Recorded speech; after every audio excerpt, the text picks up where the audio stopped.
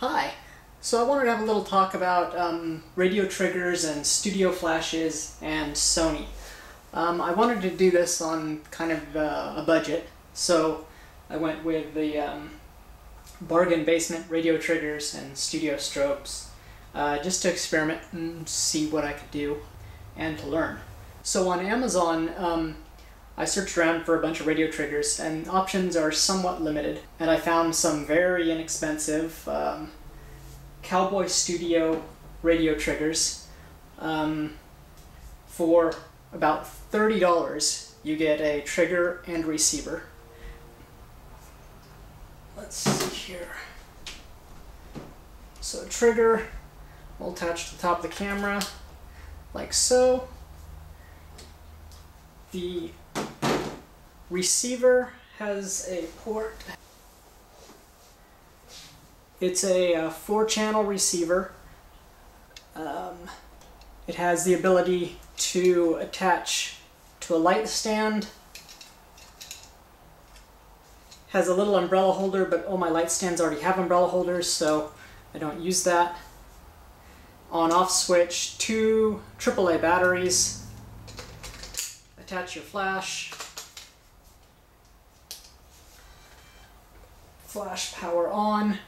You can test fire. So that's if you're going to attach it to an actual Sony flash and you want to go with radios. If you want to attach it to an actual studio strobe, let me show you this one.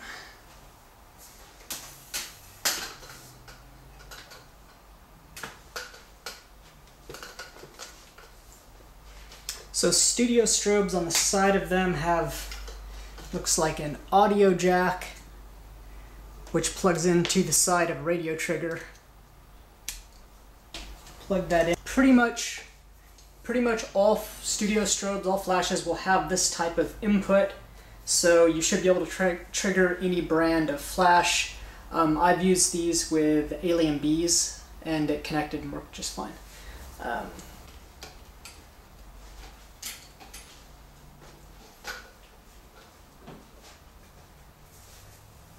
I also bought a non-Sony transmitter for these, so if one of my friends come over, they want to use my setup, they don't have a Sony camera, they can put this on top of their Nikon or Canon with a standard hot shoe and still trigger everything with no problem.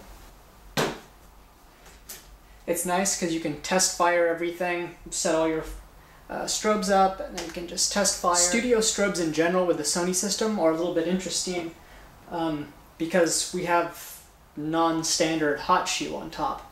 So what I've had to do when some of my friends have their Alien Bees out and they use radio poppers, which won't fit to the top of my camera, I have a hot shoe adapter that when you put that on top, you can use the standard other kind of adapter. Turn everything on.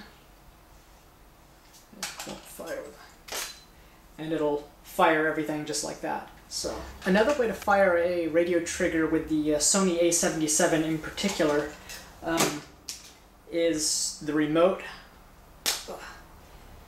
door. It has a little connection right there, which is the same that's on the transmitters on the other end. It's a little cable. It comes with these Cowboy Studio things, triggers.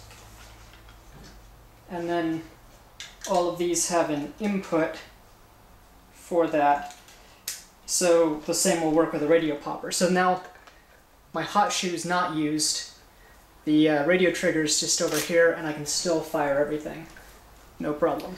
So I hope this helps someone. Let me know if you have any questions. Alright, bye.